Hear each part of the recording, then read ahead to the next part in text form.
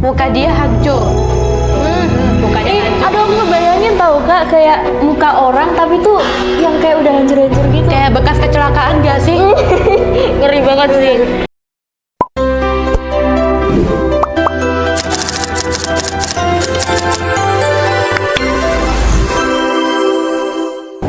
Halo Sobat Telsa, balik lagi bersama kita di cerita CB. Cerita bareng Joyce, Sebora. Nah, kali ini di podcast ini kita akan bahas kisah-kisah cerita-cerita horor dari teman-teman kita yang katanya sih cuma cerita.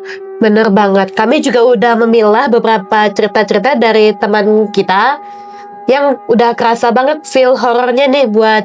Jadi kayak kita, ini tuh kalau misalkan baca cerita waktu lampu dimatiin tengah malam kayaknya horor banget sih, serem banget.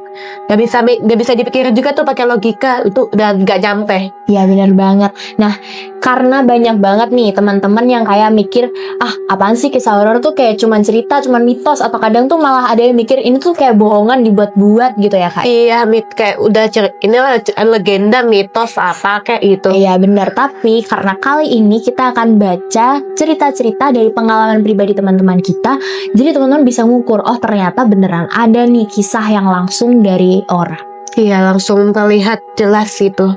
Iya. Oke, tanpa basa-basi lagi, langsung aja kita ceritain. Check it out. Oke, cerita pertama datang dari yang namanya A. Panggil aja gua A. Semua ini berawal dari emak gua yang penyakit stroke-nya kambuh dari bulan Mei 2025 lalu. Dan waktu itu harus masuk ICU. Pada saat itu, kondisi kontrakan gua banyak bagian atap yang bocor, banyak kecoa, jamuran, dan kerusakan lainnya. Keluarga gua memutuskan demi kesehatan mama gua bahwa kita harus pindah. Pada saat itu, adalah kenalan mak gua yang ngedengar kabar kalau kita butuh kontrakan baru. Lalu dia ngomong nih sama bapaknya, Ito, kalau mau nyari kontrakan ke kontrakanku aja, soalnya kondisinya cocok banget buat Eda yang soalnya lagi sakit juga kan. Dan karena itu, karena dia kelihatan kayak orang baik, ya udahlah bapak gua percaya. Dan pergilah bapak gua ke survei ke rumah yang ditawarin sama kenalannya ini. Pada saat itu gue nggak bisa ikut karena gue yang ngejaga emak yang harus dirawat di rumah sakit. Dan pergilah bapak gue. Sehabis bapak gue nge-review itu rumah, baliklah dia ke RS tempat dirawat mamanya ini. Dia ngomong nih ke sendernya, kalau rumahnya bagus kok dan mengakomodasi juga untuk mama gue yang menderita stroke. Pada saat itu, gue gak merasa sesuatu yang janggal, tetapi gak terlalu mikirin. Tetapi untuk make sure, gue minta foto rumahnya ke bapak gue. Tetapi anehnya, dia ngomong kalau dia lupa foto. Di titik ini masih aman, tapi habis itu dia kekeh banget. Ngomong kalau rumahnya bagus banget, dengan ada yang kayak bukan bapak gue biasanya gitu loh. Mungkin kesannya kayak maksa gitu kali ya. Oh iya, oke. Dada suaranya terlalu tinggi dan gak natural sama sekali. Tetapi saat itu karena gue masih terlalu fokus kerawat, jadi gak terlalu mikirin soal rumah baru itu. Nah, yang lebih anehnya nih, selama mama gue masih dirawat di rumah sakit, si kontraktor kenalan mama gue ini selalu ngehubungin bapak gue terus. Kayak ngomong, jadi kan pindahnya bayar dulu juga gak apa-apa kok. Itu kalau mau mulai pindahan bareng sekarang juga bisa kok. Dan itu tiap hari bapak gue dihubungin sama bapak gue yang biasanya gampang marah, dengan tindakan kayak gitu malah gak marah sama sekali. Nah, datanglah hari dimana emak gue bisa pulang dari rumah sakit. Dan bapak gue juga langsung bayar biaya kontrakannya. Dan mulailah kami proses pindah ke situ. Katanya sih rumahnya mengakomodasi ya. Tapi anehnya tuh pas kita sampai rumahnya gak sesuai sama ekspektasinya gue sama sekali. Kamar mandinya tuh sempit, toiletnya kayak dinaikin beberapa meter dari lantai, yang space pijakannya kecil banget. Bener-bener gak cocok buat orang stroke. Wah ini parah sih buat yang kontrakannya. Iya sebenarnya. Dan kamar mandi yang satunya itu malah gak kesambung sama saluran air sama sekali. Listriknya juga rawan korslet. Selang beberapa hari, gue di rumah itu ngerasa makin aneh nih. Cuman gue dan keluarga udah mulai terasa lah karena udah bayar juga kan buat 1 tahun ke depannya, sayang banget buat pindah lagi. Sampai pada suatu titik di Oktober 2025, orang yang dulu sempat nempatin kontrakan gue sekarang itu kebetulan ngejenguk mama gue. Dan kebetulan ini juga emang kenalan sama ibu sama keluarganya itu. Dan bincang-bincang lah si ibu ini sama emak gue, ngomongin topik ibu-ibu biasanya lah. Oh iya, oke. Terus tiba-tiba si ibu ini ngomong ke emak gue, Eda, selama di sini ngerasa ada sesuatu yang aneh gak sih? Nah di situ gue langsung speak up tentang pengalaman gue hampir 6 bulan di rumah ini. Nah ini nih mulai ada yang aneh-aneh nih. Oke, apa tuh? Tentang suara ketawa pelan yang kadang tiba-tiba muncul menjelang sore menjelang malam. Kayaknya waktu maghrib gak sih ada ketawa gitu anak Biasanya sih kecil. kayak gitu ya, Kak. Soalnya biasanya tuh kalau dengar-dengar dari yang lain juga maghrib katanya waktu horor. Oh iya benar, makanya kalau maghrib tuh kadang anak-anak kecil tuh disuruh pulang ke rumah ya. Nggak boleh keluar main. Iya betul. Terus yang kedua juga ada langkah kaki yang berat banget pas tengah malam. Waduh, gimana tuh ceritanya langkah kaki pas malam-malam? Mungkin kalau orang yang nggak percaya horor sih mungkin mikirnya paling ada kayak keluarga atau kayak mama atau papa gitu. Mungkin bapaknya mau ke toilet gitu Iya, kan. tapi ini kayak mungkin dari hawanya udah beda ya. Mana tengah malam juga kan nggak itu. Nah lanjut. Setelah itu mak gue juga ngomong kalau selama ini dia juga ngerasain hal-hal yang gue sebutin itu. Cuma gak ngerasa yakin kan karena semua indranya mulai melemah pas kena stroke. Pas itu juga si ibu itu ngebales cerita kami.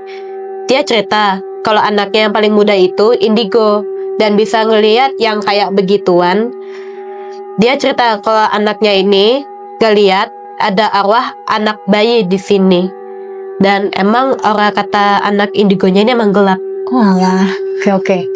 Dan yang lebih gongnya lagi, si ibu ini cerita tentang masa-masa pas si kontraktor ini masih tinggal di rumah ini.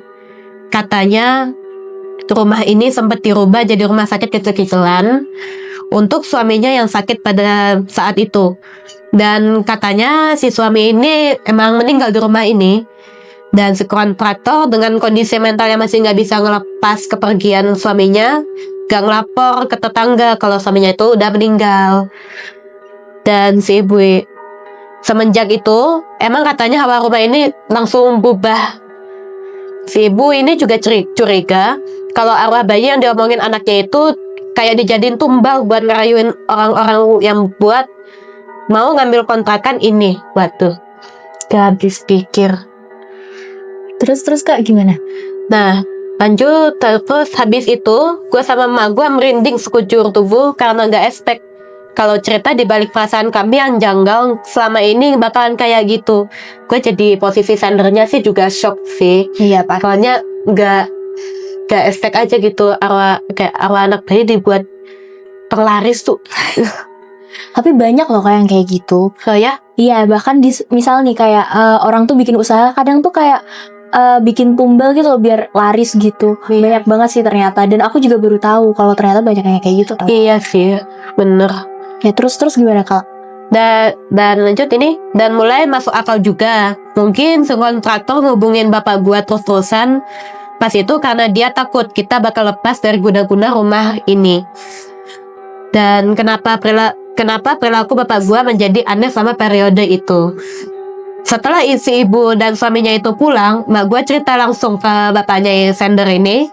Dan kami memutuskan bahwa saat itu juga, saat masa kontrakan ini habis, kita bakalan langsung pindah. Keputusan bagus. Karena habis ngedengar cerita itu, kita jadi makin takut karena pengalaman aneh yang selama ini cuma di bayangan karena capek atau gak capek doang gitu. Ternyata ada sesuatu yang ngeganggu. Wah, Wow, gak habis pikir. gila sih. Tapi emang dari awal tuh karena sifat bapaknya tuh udah beda ya. Iya, kayak Jadi udah gak dikenal lagi. Iya, jadi kayak keluarga tuh pasti mikir ini ada yang aneh, ada yang janggal. Iya, tapi ya mungkin karena waktu timingnya juga bertepatan, harus ngurusin mamanya sender juga. Iya benar. Jadi sibuk, jadi ya nggak terlalu dipikirin lah. Ya, kayak oh ya udahlah gitu. Terus mungkin kontraktornya tuh kayak sebenarnya tuh udah tahu gitu rumahnya kenapa dan memang maksa buat si cerita dari orang ini tuh buat cepetan pindah gitu. Iya. Karena mungkin juga udah kayak aduh cepet dong gitu. Cepet dong biar gak biar langsung ada yang tinggalin, Iya, dapat bener. duit gitu. Ya. Oke, thank you ya Kak untuk ceritanya. Sekarang kita akan lanjut ke cerita yang kedua. Dulu waktu aku kecil, di rumah, aku didatengin burung besar banget warna hitam. Sekilas mirip kayak gagak, tapi bukan. Wah, gimana tuh? Aneh ya? Iya. Skeptis nih. Siang-siang bolong kah ini ceritanya? Ini tuh ceritanya tuh jadi kayak kadang siang, kadang malam gitu. Jadi kayak nggak nentu gitu loh Kak. Mungkin sih. Nah, Mungkin sih. aku dulu nggak mikir itu apaan karena aku masih kecil. Terus tiba-tiba itu sering kejadian. Karena aku kepo, aku nguping ibu bapakku ngomong. Dan ternyata itu kiriman santet dari orang. Wow. Itu kira-kira dari orang benar-benar tetangga kah, stranger kah, atau Itu- mungkin yang paling buruknya itu keluarga ya? Nah, ini kita kasih tahu Kak. Ya. Tapi orang tuaku masih berusaha berpikir positif. Tapi kalau iya, katanya itu dari orang yang benci banget sama ibuku. Wow. Jadi kemungkinan orang yang diam-diam benci ya Kak ya. Iya. Yang kan nggak mungkin ya orang kalau benci langsung terang-terangan Iya gitu. gitu. Apalagi zaman sekarang. Iya. Oke. Nah, karena waktu itu usaha ibuku lagi naik-naiknya. Nah ini pantas sih. Ya, kadang Mikirin tuh orang santet. tuh iri gitu Iri ya. hati Kak. Iya, banget. bener. Pengen ngejatuhin usaha orang lain gitu loh. Padahal kalau harusnya nih ya, kalau orang iri tuh malah menyeimbangkan agar bisa jadi setara gitu ya Kak. Iya. Cuman yang ini tuh irinya malah Marah. ngirim santet. Ngirim gini nih. Serem ya. Hadiahnya ngerinya takut ini. Iya benar. Oke kita lanjut ya. Iya. Karena udah capek, ibuku sama bapakku manggil ustadz. Dan bener, santet dari orang itu. Jadi, ternyata burung itu dikirim buat aku. Entah apa yang mau mereka lakukan, karena aku lupa. Wajar, udah waktu itu settingnya waktu kecil Waktu kan. kecil, ya benar. Tapi intinya, itu mau ngenain aku sama usaha ibuku. Setelah Pak Ustadz datang, burung itu udah gak ada lagi. Dan juga, orang yang benci orang tuaku udah pindah rumah. Wah. Berarti ini tetangganya Kak. Iya, pasti tetangganya. Iya. Karena udah ketahuan dia langsung takut. Iya. Aduh, ketahuan. Apalagi udah langsung sama pindah. Pak Ustadz ya Kak ya. Udah Iya. didoain pastinya. Iya, sudah itu. Iya benar. Oke. Oke kita next Kak. Teks aja ya langsung ke cerita yang nomor 3. Lanjut, ini ada judulnya nih. Suara kelima di angin Sindoro. Aduh keren banget tuh Kak. Siapa yang cerita itu? Saya nggak tahu sih. Mari kita lihat. Malam tahun baru di Sindoro kemarin harusnya tuh jadi momen yang seru. Kami berempat, Bima sebagai leader, aku yang sendernya nih berarti namanya Jen. Oke. Oke, adanya si Jen ini Dimas namanya dan Rehan mutusin buat TikTok. Itu TikTok tuh apa sih Kak? TikTok tuh kalau di gunung tuh kayak naik gunung tapi nggak nginep Kak. Kan biasanya kalau naik gunung tuh ada yang ngecamp. Ya, Nah kalau TikTok itu jadi kayak habis naik gunung mungkin kayak foto-foto atau nikmatin alam semesta terus berarti langsung turun ya? Iya bener. Oh gitu, oke lanjut. Sekitar jam 11 malam, jalur Kledung mulai tertutup kabut tebal. Bima yang di depan dan nge-instruksiin kita supaya langsung terus berkomunikasi. Absen terus ya, biar gak ada yang bengong reaksi Bima ini. Dan ini Bima mulai nge-absenin nih, kayak ngomong 1, terus ini terus si Jen ini lanjut 2, 3, Dimas nyambungin ini, dan lanjutnya 4, Rehan tutup. Suara kami pecah di antara angin-angin yang dinginnya angin itu. Tapi makin ke atas gunungnya ini, gema suara kami kedengaran aneh. Pas Bima teriak 1, ada jeda lama sebelum suara 2 itu keluar. Waduh. Masalahnya, suara 2 itu bukan suaraku, tapi suara perempuan lain yang nadanya persis banget kayak aku, tapi datar tanpa emosi. Waduh. Sampai ini ada yang mau join daki ternyata ini. Wow. Horror. Terus habis itu Kak. Lanjut. Nah, si Dimas ini nanya sambil megang senter ke arahnya ini. Jen, lo nggak apa-apa? Suara lo kok aneh? Loh, aku belum nyaut, Dim. Tadi itu bukan aku. Jawabku jujur. Waduh. Jantungku mulai maraton. Kemudian Bima berhenti. Dia nyuruh kita kumpul rapat. Ulangi ya, fokus. 1, 2, kataku si sender Jen ini tegas. 3, saut Dimas. 4, suara Rehan di belakang. Lalu, dari kegelapan di atas jalur yang mau kita lewati, terdengar suara laki-laki berat, serak, tapi gayanya persis kayak Bima. Aduh. 5, ayo naik dikit lagi sampai, waduh. Wah, itu kalau misalnya Ini gimana ini ya? ini kalau misalnya di sana bakal kayak aduh ini mau naik tapi gimana ya? Nah, dengar-dengar kayaknya berkabut ya tadi ya. Iya. Tuh, makin kerasa tuh. Udah jantung tuh udah kayak mempat terus gedug-gedug. Iya, betul. Kita semua mematung. Bima langsung nyorot senternya ke atas, ke arah suara itu berasal. Kosong. Cuma ada bebatuan dan kabut. Wow. Hilang berarti. Tapi tiba-tiba dari arah belakang Rehan terdengar suara Dimas yang nangis. Mbak Jen, tolong, aku ditarik. Waduh. Padahal Dimas yang asli ada di depan mataku, lagi megang tanganku kuat-kuat sampai kukunya terasa di kulitku. Waduh. Aduh, itu suara di mana itu ya kira-kira ya? Skeptis banget ya.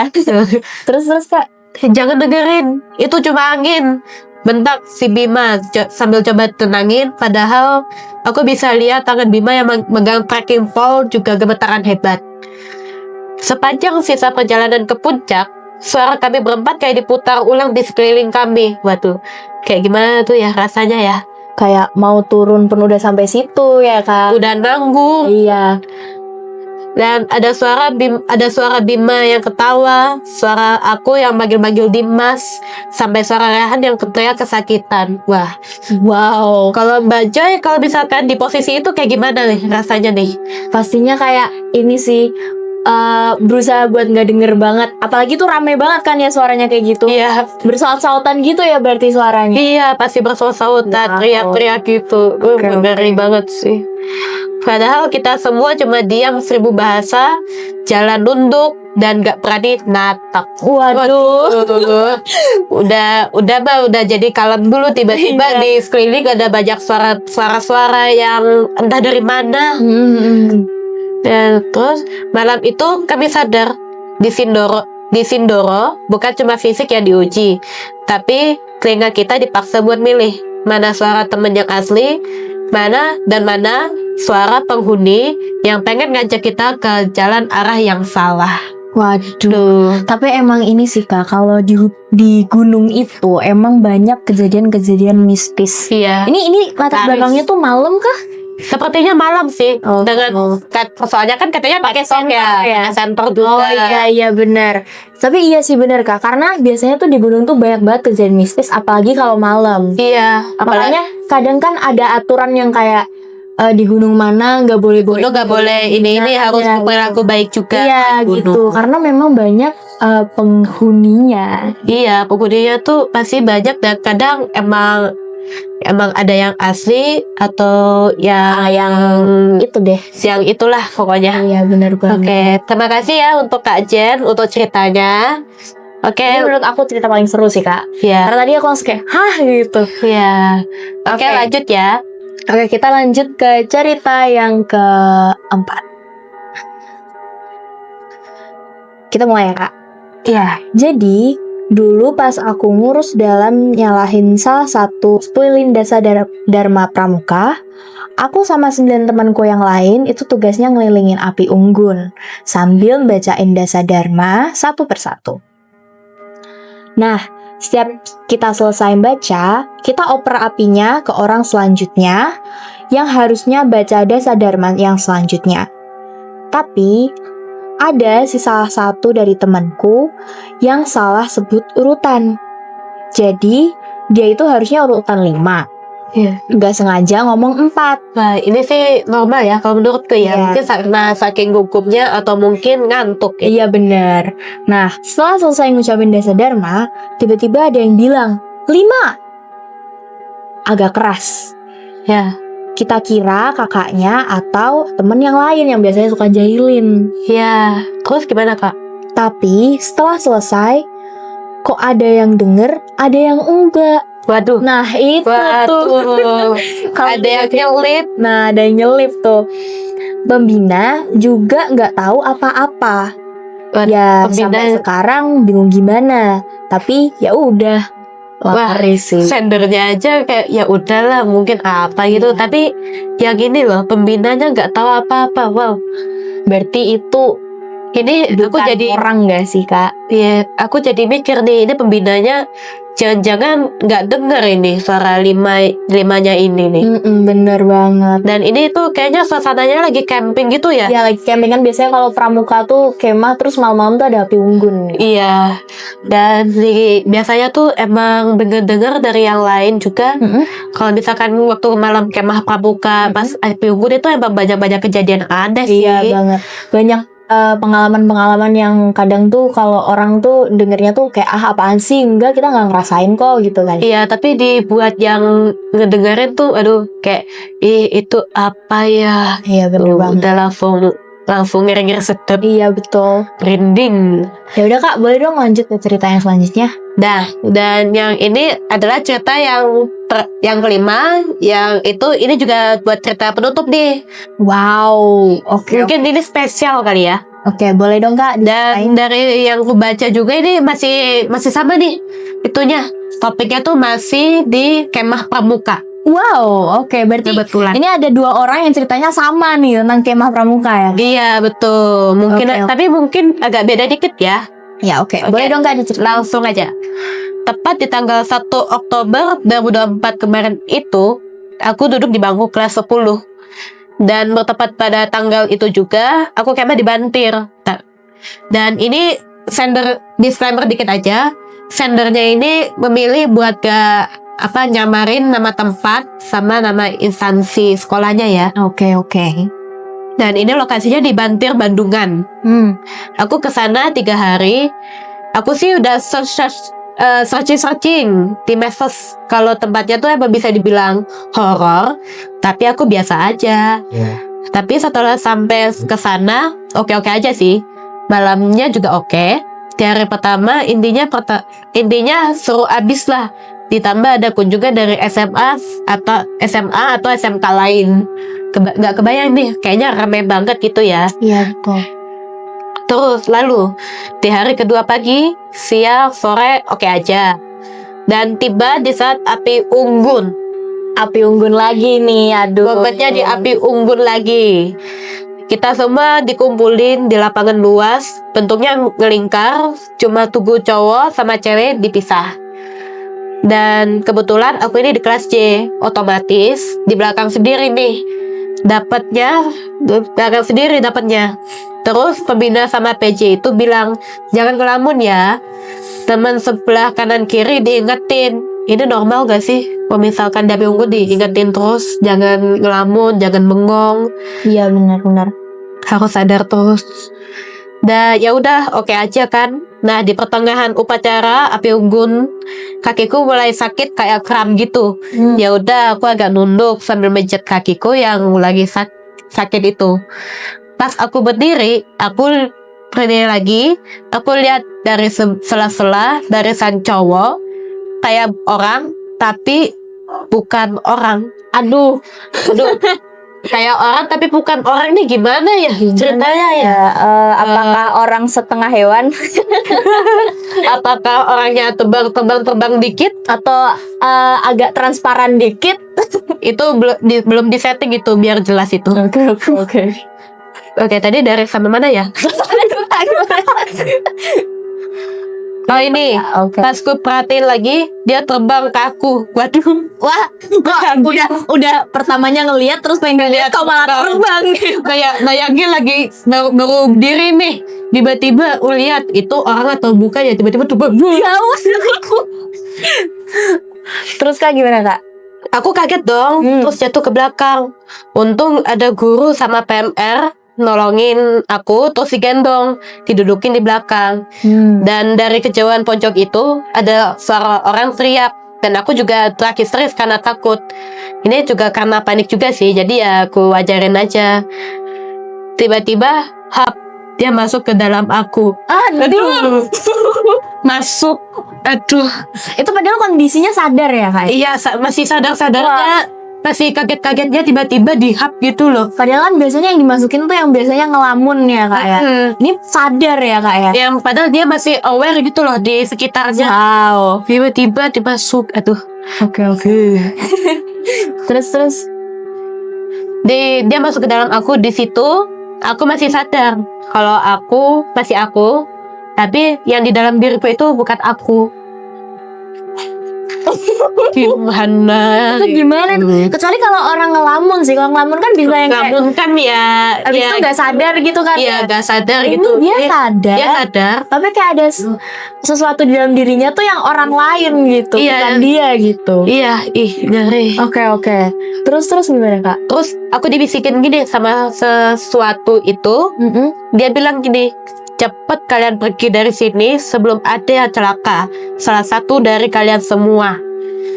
Tambah nangis dong aku, takut. Terus di situ aku dinyanyiin puji-pujian karena udah nggak kuat. Aku dibawa ke barak guru pakai ambulans PMR. Aduh, ini sesuatunya ini kayak ngancem tapi bukan ngancem ya. Lebih miripnya apa sih Kak? Kayak apa ya, kalau misalnya nih ada sesuatu yang masuk di dalam diri tuh kayak nyiksa gitu loh. Iya, tapi ini malah kayak diperingatin gitu ya. Sesuatunya ini baik ini berarti. Sepertinya baik. Nggak tahu. Jadi nggak tahu juga. Nah, di situ aku agak tenang. Tapi ternyata dia nggak keluar. Terus aku dinasihati sama guru geografi. Pas aku mau ke toilet, dia juga ikut karena takut kalau aku kenapa-napa nih. Habis itu aku diajak duduk di depan barak guru sambil ngehirup udara segar gitu sama guru kimia. Ternyata dia itu ketawain guru kimia itu. Dia bilang sok suci.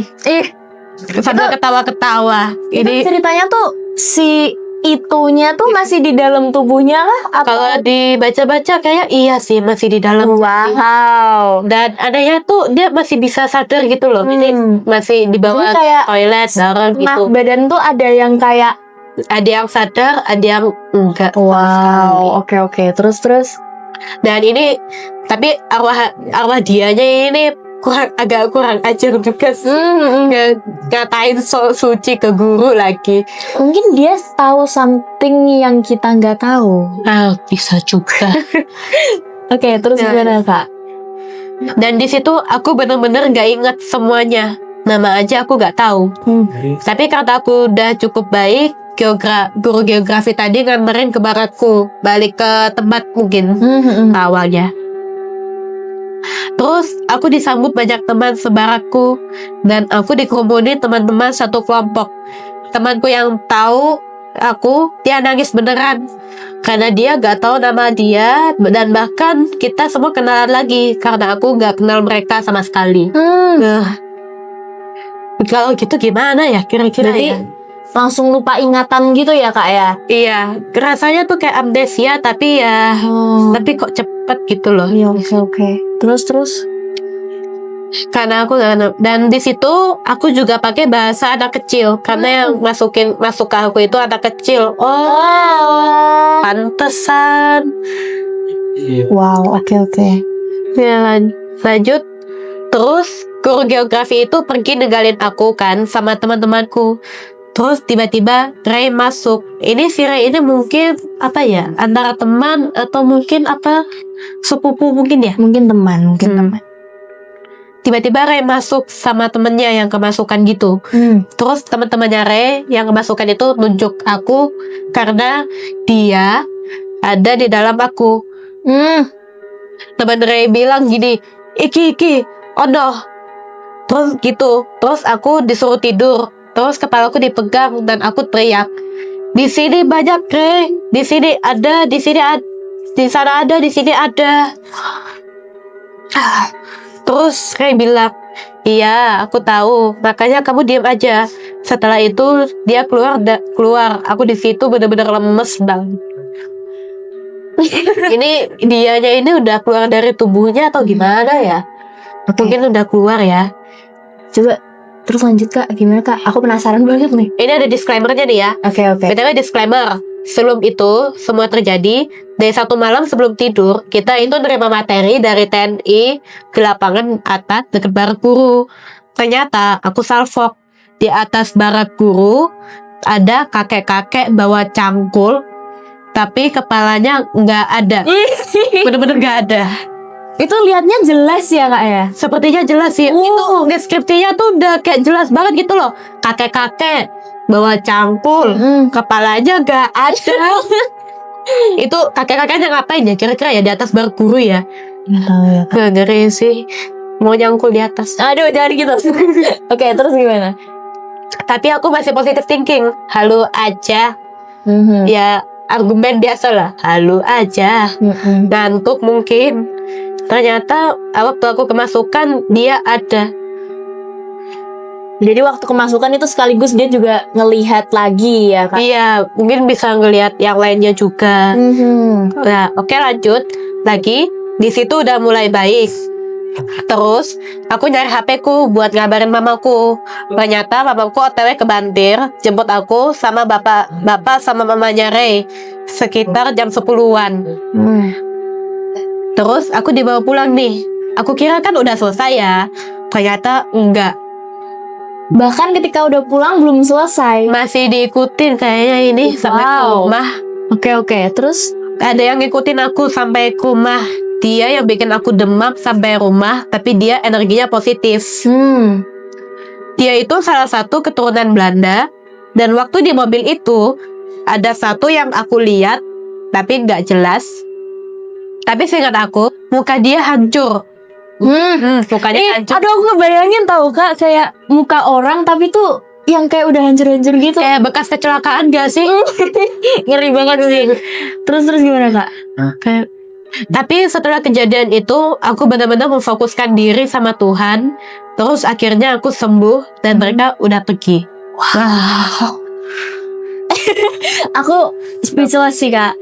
Iya. Tapi emang kalau kejadian-kejadian di kemah tuh emang banyak banget yang kayak gitu. Iya, tapi dan ini sebenarnya ini literally kayak dikoyok gitu loh. Iya bener. Sayangnya Gak cuman, kan biasanya gak cuman biasanya kan paling 1-2. Ini banyak loh. banget gitu. Bahkan sampai pulang pun masih diikutin Masih ya, Kak, ya. diikutin. Dan untung aja nih energinya tuh positif ya. Coba kalau negatif. Tapi kan habis itu dia lihat yang salah satu muka yang waktu cerita yang muka itu bener-bener aku langsung kayak ngebayangin kayak gimana tau Kak. langsung gidik ngeri Iya. sih. Ya, soalnya kan kayak kita lihat orang kecelakaan gitu aja udah kayak gitu kan. Iya. Apalagi ini ngelihat mukanya hancur. Tambah ini. Nah, jadi dari pengalaman sini tuh banyak banget cerita-cerita tuh yang mau kita bilang nggak masuk akal tuh nggak bisa gitu. Iya, mau dibilang ini logisnya tuh gini. Iya benar. Padahal tuh yang lihat tuh udah jelas. Itu tuh kayak gitu loh. Nah, itu mukanya hancur, apa kayak gitu. Nggak bisa dibantah lagi sama logika. Iya, kita mau nggak percaya tuh juga memang pengalaman mereka sendiri. Iya, mau dibantah pun susah ya, Pak. Gitu. Mungkin sih kalau dari cerita-cerita ini kita bisa belajar banyak hal sih Kak. Yang pertama tuh kalau ini yang aku ini aja ya Kak, yang aku kayak speechless aja tadi. Iya. Jadi tuh mungkin yang dari naik gunung itu Kak. Kalau dari naik gunung tuh kita juga harus kuat iman juga ya Kak. Iya, Selain kuat iman, kuat mental. Iya, karena bakal banyak banget cobaan. Iya, gitu. banyak gangguan nih. Kalau Iya. misalkan sama mendaki nih naik, pasti ada aja ganggu-ganggu. Apalagi kalau malam-malam kan kita nggak tahu ya. Soalnya gelap semua tuh, cuman pakai senter Pakai doang, Iya. itu pun cuma berapa meter doang ya, pencahayaan doang. Iya, jadi kalau misalnya gelap-gelap naik gunung, cuma ngandelin senter, kalau ada suara-suara gini kan kita nggak harus Harus fokus fokus banget. gitu. Terus mungkin kalau yang dari kemah itu ya kayak Emang yang mana ini? Ada dua soalnya. dua-duanya. Oh ya, Ya, dua-duanya tuh kita juga harus benar-benar kuat iman juga sama banget yang kayak tadi. Iya. Terus juga nggak boleh ngelamun sih, itu paling Namun benar. paling nomor 1 itu aturan nomor 1 nggak boleh dilanggar. Iya benar banget, karena orang tua aku juga sering gini sih Kak, kayak kamu nggak boleh ngelamun, nanti kemasukan ini loh gitu. Iya, Karena kan kadang orang yang ngelamun tuh malah lebih gampang kemasukan, orang yang sadar aja bisa sadar aja nih, kemasukan, masuk langsung. apalagi kalau ngelamun. Inget banget aku tadi kata-katanya langsung di kayak hap gitu. Iya, itu bisa kayak apa ya, bayanginnya tuh kayak Langsung lagi dimakan ngeliat, hidup. misal nih kita lagi di sini terus lagi ngeliat sesuatu terus dubuk gitu, aduh itu aneh banget sih. Kayak dimakan hidup-hidup. Iya bener banget. Wah, nggak kerasa ya cerita ini udah sampai bikin bulu kuduk merinding. Iya bener. Dari awal sampai akhir. Oke. Dan semoga kisah-kisah dari yang teman-teman berikan bisa menghibur kalian dan menemani waktu misalkan nontonnya malam nih, bisa langsung melotot nih mata, nggak jadi ngantuk Iya. gara-gara horor itu tadi. Oke, terima kasih teman-teman Sobat Telsa udah dengerin cerita-cerita mistis dari kita. Thank you semuanya. Dan kembali lagi di episode selanjutnya. See you.